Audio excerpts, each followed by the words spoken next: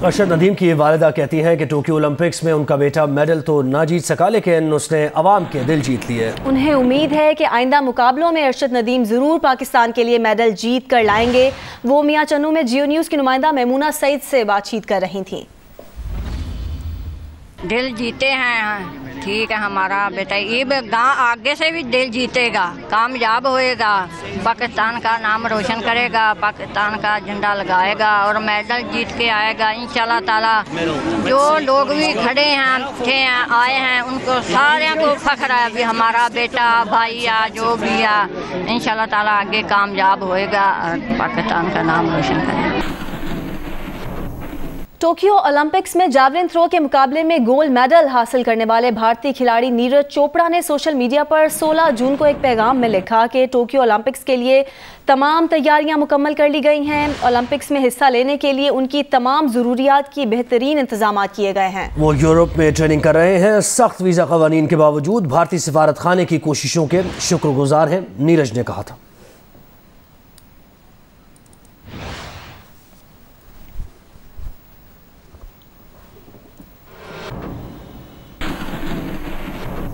अरशद नदीम की कामयाबी हम इसे कहेंगे, कामयाबी पर बात करेंगे, क्योंकि जिन हालात में अरशद नदीम ने कम्पीट किया है और ये मुकाबला किया है, बहुत बड़ी बात है। 5वीं पोजीशन पर आना भी कामयाबी है। लेकिन हालात पाकिस्तान में हैं क्या, एथलीट्स के लिए क्या सहूलियात मिलती हैं, इस पर बात करने की बहुत ज़रूरत है। स्पोर्ट्स जर्नलिस्ट अभी हमें ज्वाइन करेंगे, इसके साथ साथ एनालिस्ट भी हमारे साथ होंगे।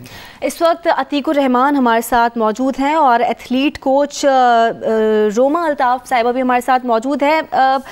अतीक से पहले बात करेंगे। अतीक, जैसे हम पहले भी बात करें कि जैसे नामसाइद हालात हैं, उन हालात में हम देखते हैं कि ना इनविटेशन कोई कोटा होता है, ना वाइल्ड कार्ड एंट्री होती है, सिर्फ कारकर्दगी होती है। उसके बावजूद अरशद नदीम का 5वीं पोजीशन पर आना, वो दुनिया में 5वीं पोजीशन पर हैं जैवलिन थ्रो में, क्या कहेंगे? देखें, ये तो एक सच हकीकत है कि नामसाइद हालात के बावजूद जंग लगे हुए औजार, जंग लगे हुए सामान के साथ अरशद नदीम वो पाकिस्तान के वाहिद एथलीट हैं पाकिस्तान की तारीख़ के जिन्होंने बराह रास्त क्वालिफाई किया एथलेटिक्स इवेंट के अंदर। इससे पहले जितने एथलेटिक्स इवेंट के अंदर पाकिस्तानी एथलीट गए, या तो वो वाइल्ड कार्ड पे गए या कोटे पे गए। और जिस तरह अभी आपने बात की नीरज चोपड़ा की, भारतीय एथलीट जिन्होंने आज सोने का तमगा हासिल किया जैवलिन थ्रो के अंदर, जिस तरह उन्होंने बताया कि वो यूरोप के अंदर ट्रेनिंग हासिल की। हमारे अरशद नदीम ने कहाँ ट्रेनिंग हासिल की? पंजाब के स्टेडियम में ट्रेनिंग हासिल की। और नीरज चोपड़ा भारत के वो एथलीट हैं, सिर्फ भारत ने, सिर्फ इंडिया ने नीरज चोपड़ा के ऊपर लगभग पाकिस्तानी 4 करोड़ रुपए खर्च किए उनकी ट्रेनिंग के ऊपर। उनके लिए गैर मुल्की कोच की खिदमत हासिल की, उनको इंजरी से निजात दिलाने के लिए बड़ी बड़ी सहूलतें उनको दी, उनको यूरोप भेजा गया ट्रेनिंग के लिए। हरियाणा से इनके ताल्लुक़ है, नीरज चोपड़ा का पानीपत में रहते थे ये, हरियाणा के, वहीं से इनका ताल्लुक़ है। लेकिन हमारे अरशद नदीम मियाँ चन्नू को आप कहीं नहीं भेज सकते, तो क्या पाकिस्तान स्पोर्ट बोर्ड कर रही है, पाकिस्तान ओलंपिक एसोसिएशन क्या कर रही है, या एथलेटिक फेडरेशन ने ऐसा क्या किया? अगर अरशद नदीम अपने बलबूते पर यहाँ तक पहुँच सकता है, अगर थोड़ी सी सहूलत होती, थोड़ी सी तवज्जो होती, थोड़ा सा सपोर्ट होता, तो आज अरशद नदीम भी जो है हमें मेडल पोजीशन पर नजर सकता था। अच्छा, एथलेटिक फेडरेशन क्या कर रही है और क्या एथलीट्स की सपोर्ट की जा रही है, ये ज़रा जानते हैं एथलेटिक्स कोच रोमा अल्ताफ साहिबा से।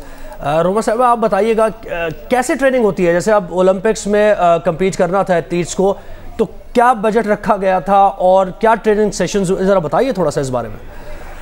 सबसे पहले तो मैं कंग्रेचुलेट करना चाहूँगी अरशद नदीम को, जिन्होंने इतनी कम उम्री में और इतनी कम फैसिलिटीज़ के साथ जिस तरह से कम्पीट किया है आज, वो एक बहुत ही काबिल तारीफ़ है।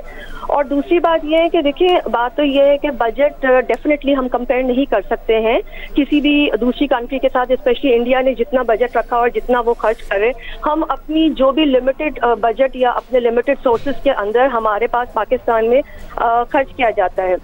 लेकिन सबसे बड़ी बात यह है कि हमारे साथ तो बैड लक ये होता है कि हमारे पास स्पोर्ट्स को तरजीह नहीं दी जाती है। अगर स्पोर्ट्स को तरजीह देना शुरू करें, जो पिछले 1.5-2 साल में हमारे एथलीट्स के साथ, हमारे स्पोर्ट्समैन के साथ हुआ है कि जैसे ही कोविड का कोई भी लॉकडाउन का शोर आता है तो जी सबसे पहले स्पोर्ट्स कॉम्प्लेक्सेस को बंद कर दिया जाता है, सबसे पहले स्पोर्ट्स के लोगों के ऊपर एक आफत आती है। अब मुझे बताएं, कोविड तो सारी दुनिया में था, किस तरीके से दूसरे कंट्रीज ने कम बैक किया है? इसलिए कि उनके स्पोर्ट्स मैन को और उनके एथलीट्स को बहुत प्रायोरिटीज दी जाती हैं, उनको फैसिलिटेट किया जाता है, उनको आइसोलेशन बबल में रखकर उनकी ट्रेनिंग पे हर्ज नहीं किया जाता है। और दूसरा, आप ये बताएं कि अरशद नदीम को कितने कंपटीशन में बाहर भेजा गया? कंपटीशन जब तक नहीं खेलेगा कोई एथलीट, मुझे बताएं वो कहाँ से इंप्रूव करेगा? जबकि आप कंपेयर करेगा नीरज चोपड़ा से। रोमा सॉरी मैं आपकी बात काट रहा हूँ, कौन कसूरवार है फिर? क्या Pakistan sport board, athletic federation, Pakistan Olympic association? अगर नहीं भेजा, क्यों नहीं भेजा? क्या वसाइल कम थे? पाकिस्तान स्पोर्ट बोर्ड ने अभी करोड़ों रुपए वापस किए हैं। देखिए, हम किसी को भी ब्लेम यहाँ पे नहीं कर सकते हैं, क्योंकि मसला ये है कि हम किसी एक को कहते हैं तो दूसरा कहता है कि जी वो है कसूरवार। जो भी एसोसिएशन, फेडरेशन या गवर्नमेंट लेवल पे जो भी लोग हैं, हम किसी को भी ब्लेम नहीं कर सकते, क्योंकि अपनी अपनी कैपेसिटी में वो क्या कर रहे हैं आज तक की पिक्चर ही क्लियर नहीं हो पाई है। एक दूसरे को क्रेडिट लेने के लिए तो हम सब आगे आ जाते हैं। अतीक, यहाँ पे एक और चीज जो लोग सोचते हैं, वो ये सोचते हैं कि अब अरशद नदीम जिन हालात में ट्रेनिंग की अरशद ने अपने बलबूते पर की, बिल्कुल भी वसाइल नहीं है इनके पास, तो हम ये सोचते हैं कि अगर थोड़ा सा पेट्रोनाइज किया जाए, यानी थोड़ी सी सपोर्ट कर ली जाए, तो आज अरशद नदीम ब्रॉन्ज का गोल्ड मेडल लेके आ रहा होता, क्योंकि 86 तो अरशद नदीम ने वैसे भी किया था। तो ये बात हमारे जहन में आती है कि थोड़ी सी अगर सपोर्ट कर ली जाए, वैसे ना की जाए। जाहिर है हमारा मुल्क ऐसा है कि इतने ज़्यादा बजट नहीं रखे जा सकते, अगर थोड़ी सी सपोर्ट हो जाए तो। और जब मुल्क के वज़ीर आज़म वो खुद खिलाड़ी हैं तो खेलों पर तवज्जो देना और बैकफुट पे खेलों को नहीं। और एक और पॉजिटिव है, जज्बा जो देखने को मिला है ना, वो जज्बा बड़ा इंपॉर्टेंट, प्रेशियस जज्बा है। वफाकी वजीर फवाद चौधरी इस वक्त इस्लामाबाद में तकरीब से खिताब कर रहे हैं। पाकिस्तान के बयानिए को इससे तक़वियत मिलेगी, स्टेट मीडिया का नैरेटिव को इससे जो है वो एक पूरी जान नहीं मिलेगी, और इंशाअल्लाह ताला ये जो ट्रांसफॉर्मेशन है it will go a long way Pakistan के बयानिए की मजबूती के लिए और इंशाअल्लाह पाकिस्तान की मजबूती के लिए। बहुत शुक्रिया। वफाकी वजीर इत्तलात फवाद चौधरी इस्लामाबाद में तकरीब से खिताब कर रहे थे। शिमाली वज़ीरिस्तान में मिलिट्री चेक पोस्ट पर दहशतगर्दों की फायरिंग से सिपाही शहीद हो गया। ISPR के मुताबिक 29 साल के सिपाही शाहिद शहीद हो गए और दहशतगर्दों के खात्मे के लिए क्लियरेंस ऑपरेशन जारी है।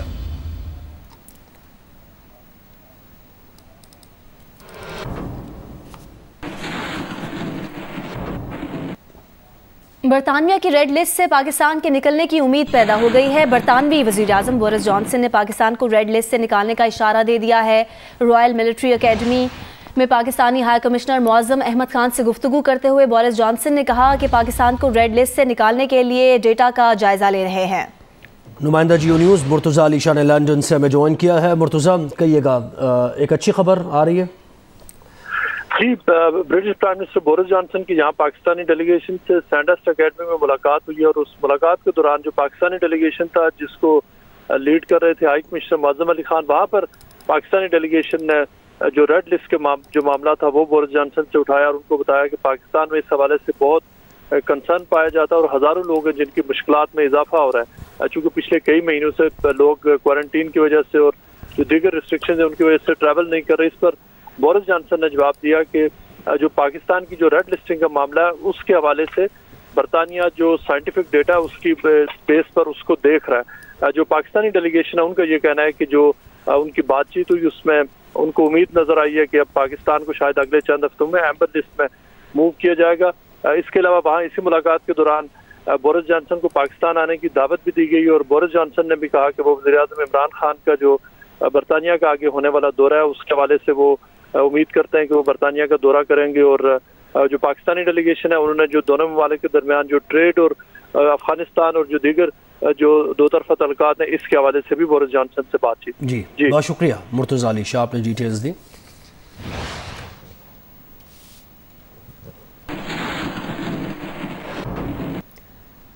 सिंध में लॉकडाउन 9 अगस्त को ख़त्म करने का फैसला किया गया है। NCOC का बताना है कि कराची समेत सिंध भर में बाजार रात 8 बजे तक खोलने की तजवीज़ है। रेस्टोरेंट्स में आउटडोर डाइनिंग खोलने का भी फैसला किया गया है। शादी की तकारीब खुली जगह पर करने की इजाज़त देने का फैसला किया गया है। फिर तकारीब में 200 मेहमानों को शिरकत की इजाज़त होगी। तालीमी इदारों में इम्तहानात का इनेकाद किया जा सकेगा। इजलास में फैसला किया गया है स्कूल्स को मज़ीद 10 दिन बंद रखा जाए। इजलास में सिंध हुकूमत ने यह तजवीज़ दी।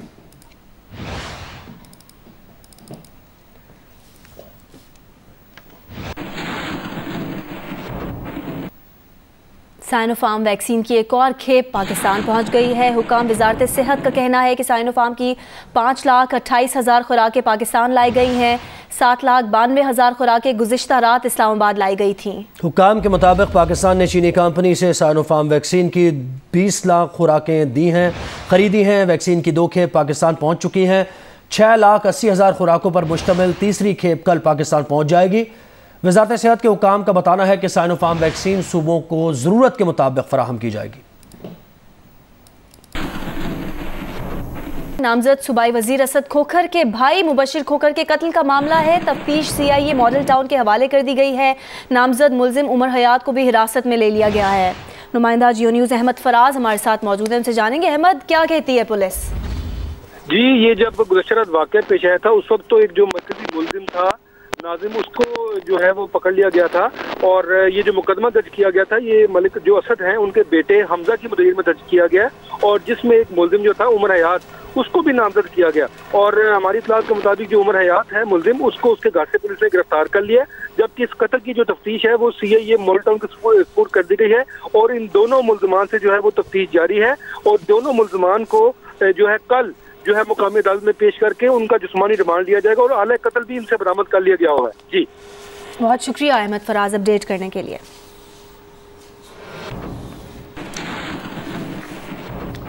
सहाफ़ियों आमिर मीर और इमरान शफकत को दर्ज मुकदमात के तहत गिरफ्तार किया गया है। तर्जुमान FIA का ये बताना है मुकदमात में 505, 500, 509 और 469 समेत दीगर दफ़ात शामिल की गई हैं। मुकदमा जजेस, पाक फौज और ख़वातीन से मुताल्लिक़ तज़हीक आमेज़ रवैये पर दर्ज किए गए हैं।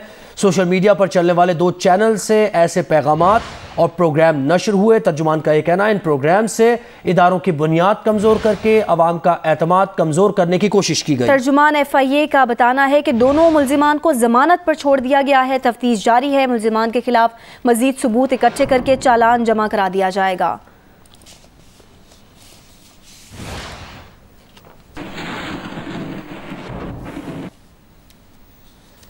और अभी आपको बताएं कि मरियम नवाज़ का ये कहना है कि सहाफ़ी बिरादरी की हिफाजत रियासत की जिम्मेदारी है, इसमें कोताही मुजरिमाना है, किस किस को चुप कराएंगे, अब तो पूरा मुल्क बोल रहा है। मरियम नवाज़ का ये भी कहना है कि ये हरकतें आपको कहीं का नहीं छोड़ेंगी। अफसोस चेयरमैन पीपल्स पार्टी बिलावल भुट्टो जरदारी ने आमिर मीर और इमरान शफकत की गिरफ्तारी की शदीद मजम्मत की है। उन्होंने कहा है कि इमरान खान सियासी मुखालिफिन और मीडिया के नाकदीन को निशाना बना रहे हैं।